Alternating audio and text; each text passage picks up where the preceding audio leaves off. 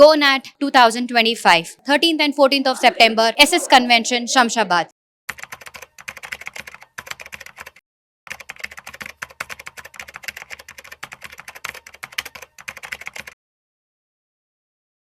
నమస్తే, welcome to Suman TV. నేను Vishnu S. ప్రస్తుతం నాతో పాటు certified financial planner doctor Bathshu Anil Kumar గారు ఉన్నారు. సార్తో మాట్లాడదాం.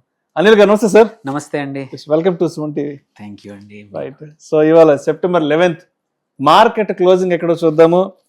సెన్సెక్స్ విషయానికి వస్తే 123 పాయింట్లు లాభపడి 81,548 వద్ద క్లోజ్ అయింది. నిఫ్టీ విషయానికి వస్తే 32 పాయింట్లు లాభపడి 25,005 వద్ద క్లోజ్ అయింది.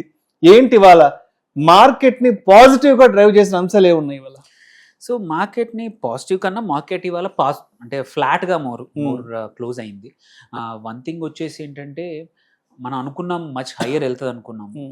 ఒకటి పక్క మొన్న ట్రంప్ వేసిన ట్వీట్ ఏదైతే ఉందో దానికి మన ప్రధానమంత్రి గారు మోడీ ఇచ్చినది రిప్లైకి చూస్తే కూడా ఏంటంటే బయట ఎంత జరుగుతున్నా చర్చలు అయితే జరుగుతున్నాయి, చర్చలు ముందుకు వెళ్తాయి అంటే మొన్నటి వరకు టోను వర్స్ట్ ఎకానమీ అన్న వ్యక్తే గ్రేట్ కంట్రీ అనే వర్డ్ వాడేసి అంటే వాళ్ళకి ఇప్పుడు మన మీద ఎంత అవసరం అంటే మార్కెట్స్ అవసరమే అనుకోండి, పరిస్థితుల్లో మనం తగ్గట్లేదు అని వాళ్ళకి తెలిసి వచ్చింది. వాళ్ళ బ్లఫ్ అంటాము.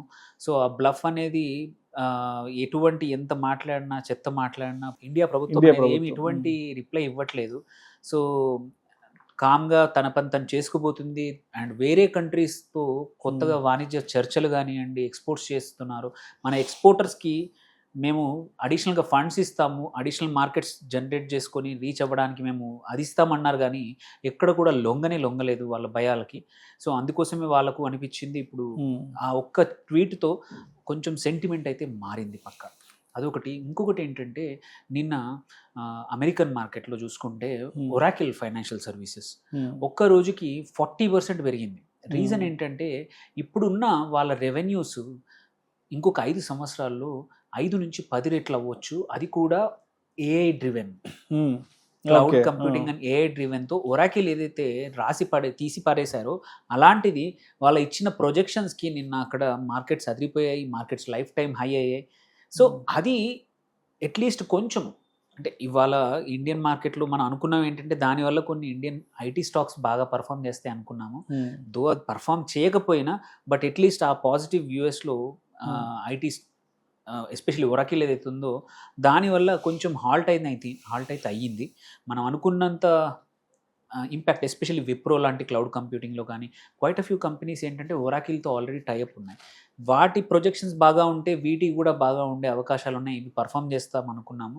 బట్ సమ్హౌ ఇవాళ ఐటీ సెక్టర్ అంత బాగా పర్ఫామ్ చేయలేదు.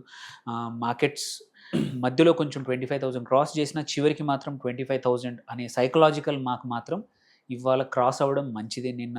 నిన్నటి కన్నా దగ్గరికి వచ్చింది. నిన్న క్రాస్ అయింది కొద్దిసేపు, మళ్ళీ చివరికి క్లోజ్ అయింది 25 బిలో.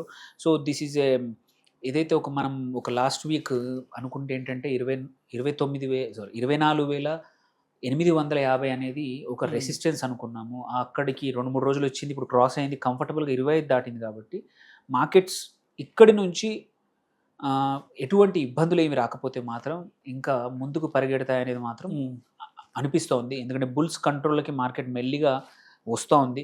అండ్ ఇవాళ మీరు చూసుకుంటే మిడ్ క్యాప్ కానీ స్మాల్ క్యాప్ టోటల్ ఫ్లాట్ 0% అనుకున్నా, మిడ్ క్యాప్ కూడా ఫ్లాట్గా ఉంది. లార్జ్ క్యాప్స్ చూసుకున్నా కానీ ఫ్లాట్గా ఉంది. సెక్టోరల్గా చూసుకున్నా కానీ మనము మీడియా ఇండెక్స్ ఒకటి యాక్చువల్లీ ఒక 2-3 వారాల నుంచి మీడియా డౌన్లో ఉంది. బట్ ఇప్పుడు మాత్రం ఒక 1% పెరిగింది ఇవాళ. మీరు పిఎస్యు అదొక పిఎస్యు బ్యాంక్స్ యాక్చువల్లీ మనము ఒక 1.5 మంత్ నుంచి కొంచెం నెగిటివ్కి వెళ్ళిపోయాయి.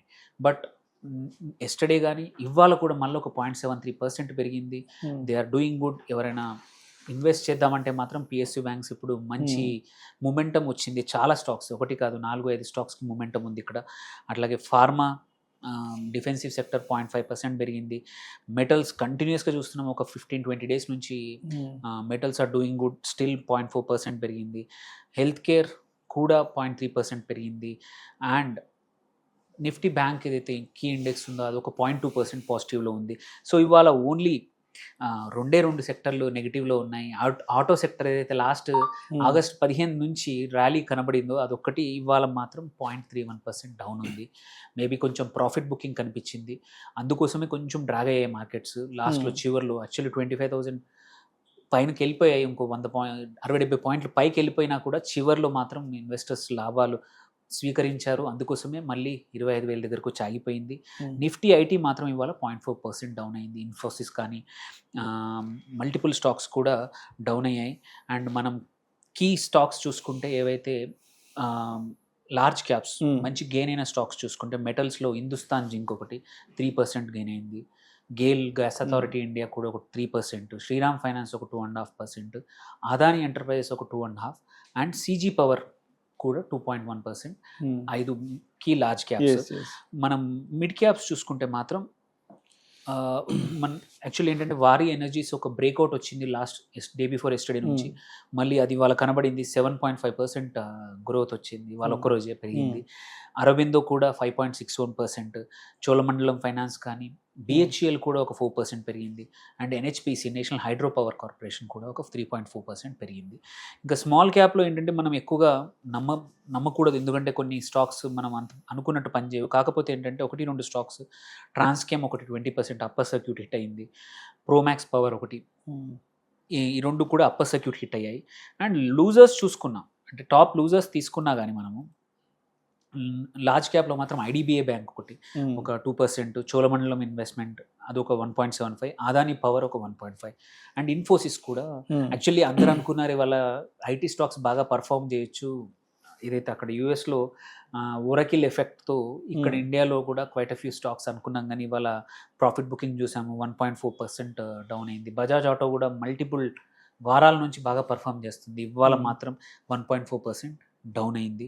సో ఇవి కొన్ని కీ స్టాక్స్ పరిస్థితి అండ్ కీ సెక్టర్స్ పరిస్థితి. అండ్ మనము ఈవెన్ కొన్ని స్టాక్స్ చూసుకున్నా, కొన్ని అదర్ రంగాలు చూసుకున్నా కానీ ఇవాళ ఆయిల్ అండ్ గ్యాస్ మాత్రం చాలా మల్టిపుల్ స్టాక్స్, మనం గేల్ అనుకున్నాము, ఐఓసి కానీ ఇవన్నీ బాగా పర్ఫామ్ చేశాయి. సో ఆన్ ద హోల్ ఫ్లాట్గా ముగిసింది. సో ఇక్కడి నుంచి హోప్ఫుల్లీ ఎటువంటి నెగిటివ్ న్యూస్ రాకపోతే మాత్రం బుల్లిష్గా ఉండి 26,000 వైపు పరిగెత్తే అవకాశాలు చాలా ఉన్నాయి. రైట్. ఇప్పుడు మనం సెప్టెంబర్ మిడ్కి వచ్చేసాము. మీకు గుర్తుందో లేదో, లాస్ట్ ఇయర్ సెప్టెంబర్ 27 నుంచి మార్కెట్స్ విపరీతంగా కొలాప్స్ అయ్యాయి కదా. అవును, సెప్టెంబర్ ఫియర్స్ ఏమన్నా మళ్ళీ మార్కెట్లకు ఉంటాయని భయం వేస్తుంది. అండ్ అంటే లాస్ట్ ఇయర్ ఏంటన్నది మనం చూసాం, బట్ ఈ సంవత్సరం మార్కెట్ని ప్రభావితం చేసే అంశాలు ఎస్పెషల్లీ సెప్టెంబర్కి సంబంధించి ఏమున్నాయంటారు? ఇప్పుడు యాక్చువల్లీ ఆపోజిట్, ఇప్పుడు పెద్దగా నెగిటివ్ అంశాలు ఏమీ లేవు, చాలా పాజిటివ్స్ వచ్చాయి. మీరు చూసుకుంటే లాస్ట్ 1 or 2 monthsలో ఎన్నో మంచి న్యూస్ జరిగాయి. గవర్నమెంట్ వైపు నుంచి కూడా సంస్కరణలే అనుకోండి, అటు ఆయిల్ ప్రైజెస్ అనుకోండి, అండ్ గ్లోబల్లీ కూడా లాట్ ఆఫ్ థింగ్స్ పాజిటివ్గా వచ్చాయి. అండ్ ఇండియన్ జీడిపి కానివ్వండి, ఎక్స్పోర్ట్స్ కానివ్వండి, మ్యానుఫ్యాక్చరింగ్ ఇండెక్స్ కానివ్వండి, సో ఇన్ని నంబర్స్ గుడ్ నంబర్స్ ఉన్నాయి. అండ్ మాన్సూన్స్ బాగా వచ్చాయి. సో Q2 Q3 ప్రెడిక్షన్స్ బాగా ఉండబోతున్నాయి. ఇన్ని శుభ సంకేతాలు జరుగుతున్నప్పుడు ఏంటంటే ఎక్సెప్ట్ ఈ హ్యాంగ్ ఒకటి మెడ మీద కత్తిలాగా ఈ Trump tariff, additional reciprocal tariff అనేది ఒకటి తగ్గిపోతే మాత్రం ఐ థింక్ జిఎస్టీ ఇవన్నిటి వల్ల మార్కెట్స్ నెక్స్ట్ 1 or 2 months మంచి టైం చూడబోతున్నాయి.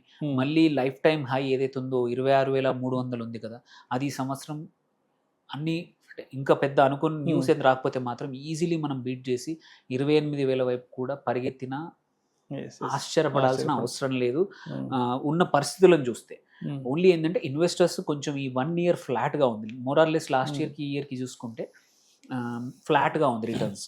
సో ఈ భయాలు పొడగొట్టుకొని ప్రాఫిట్ బుక్ చేయకుండా, ఎందుకంటే ఎస్పెషల్లీ Q2 Q3లో డేటా రాబోతుంది, కన్జంప్షన్ పెరిగింది, జీడిపి పెరిగింది, అండ్ ప్రెడిక్షన్ జిఎస్టీ కూడా తగ్గడం వల్ల పక్క కన్జంప్షన్ పెరుగుతుంది ఈ పండుగ సీజన్లో. సో ఎక్సెప్ట్ కొన్ని లైక్ గోల్డ్ ఏదైతే ఎక్స్పెన్సివ్ అయిందో, కొన్ని స్టాక్స్ కొన్ని సెక్టర్లో తప్పించి మోస్ట్ ఆఫ్ ద స్టాక్స్ అన్ని సెక్టర్స్ కూడా బాగా పర్ఫామ్ చేస్తాయి. హోప్ఫుల్లీ ఈ వీక్లో రేపు ఎల్లుండి మాత్రం కొంచెం ఇలాగే పాజిటివ్గా క్లోజ్ అవ్వచ్చు మార్కెట్ కూడా. సో ఇది మంచి డైరెక్షనే, హోప్ఫుల్లీ చూద్దాం మార్కెట్స్ ఇట్లాగే పరిగెడతాయా లేదా చూద్దాం. ఓకే, సో మొత్తానికైతే మార్కెట్కి సెప్టెంబర్ సంక్షోభం అయితే ఏం లేదంటారు? పెద్దగా లేదండి, ఏమీ లేదు. మామూలుగా సెప్టెంబర్ నెగిటివ్ అనుకుంటాము, బట్ ఈసారి మాత్రం సంహవ్ అనిపిస్తుంది. ఏంటంటే ప్రభుత్వం తెచ్చిన సంస్కరణలు ఏదైతే ఫస్ట్ వీక్ లో ఎగ్జాక్ట్లీ జిఎస్టి సంస్కరణ వల్ల ఆ, సెప్టెంబర్ ఏదైతే బ్లూస్ అంటాము ఒక్కోసారి, అది కొంచెం Right. రాకుండా పాజిటివ్ గా వెళ్ళే అవకాశాలు ఉన్నాయి. అండ్ ఇంకొక విషయం కూడా స్పష్టంగా చెప్పండి అనిల్ గారు. ఇప్పుడు మోడీ గారు కూడా అనేక ప్రపంచ దేశాల అధినేతలను కలుస్తున్నారు. వాళ్ళు కూడా చాలా మంది భారత్ని స్వాగతిస్తున్నారు, రెడ్ కార్పెటే స్వాగతిస్తున్నారు. అండ్ మొన్నటి వరకు చిందులేసినటువంటి ట్రంప్ గారు కూడా మొత్తానికి సైలెంట్ అయ్యారు. భారత్ అంటే ఏంటో, మోడీ అంటే ఏంటో ఆయన కూడా ఒక ఫుల్ ఫ్లెడ్జ్డ్ క్లారిటీ వచ్చింది. అవును. సో ఇప్పుడు ఎఫ్ఐఎస్ మూడ్ ఎలా ఉంది ఇండియా మార్కెట్ పైన? ఎఫ్ఐఎస్ మూడ్ మారే అవకాశాలు ఉన్నాయి. ఆల్రెడీ చూస్తే నిన్న కాదు మొన్న మాత్రం ఫస్ట్ టైం చాలా రోజుల తర్వాత ఎఫ్ఐ నెట్ పాజిటివ్ 2,000 కోట్లు అడిషనల్ గా ఇన్వెస్ట్ చేశారు net. So after long time మనం చూస్తే నియర్లీ ఒక 5-6 నెలల తర్వాత అట్లా నెట్ అంత పాజిటివ్ ఎఫ్ఐఎస్ నుంచి చాలా రోజుల తర్వాత. ఇప్పుడు చూస్తే ఆల్రెడీ లైఫ్ టైం లోలో ఉంది ఎఫ్ఐఐ పర్సంటేజ్. మొత్తం నిఫ్టీలో చూసుకుంటే 17-16 కన్నా పడిపోయింది. సో మొన్న మాత్రం పాజిటివ్గా ఉంది. అండ్ హోప్ఫుల్లీ ఈ పాజిటివ్ సంకేతాలు ముందు ముందు వచ్చే అవకాశాలు ఉన్నాయి. So on the whole FIs కూడా యాడ్ అయ్యారండి, ఎందుకంటే డిఐఎస్ ఆల్రెడీ మన వాళ్ళు కొంటా ఉన్నారు, ఏ వాల్యుయేషన్ దగ్గర ఉన్నా కొంటా ఉన్నారు, యాడ్ చేస్తూ ఉన్నారు. సో ఎఫ్ఐఎస్ కూడా తోడైతే మాత్రం మార్కెట్ సాధ్యం ఉండదండి. రైట్. సో మొత్తానికి మార్కెట్లకు అయితే మంచి రోజులే రానున్నాయి. తప్పకుండా. గత ఏడాదిలాగా సెప్టెంబర్ భయాలు, సెప్టెంబర్ సంక్షోభాలు అయితే మార్కెట్ని టచ్ చేసే అవకాశం లేదు. ఈ దసరా నవరాత్రుల తర్వాత మాత్రం మార్కెట్స్ కి మంచి దూసుకెళ్ళే అవకాశం అయితే ఉంది. Yes, right sir. Thank you sir. Thank you so much Anil గారు. Thank you.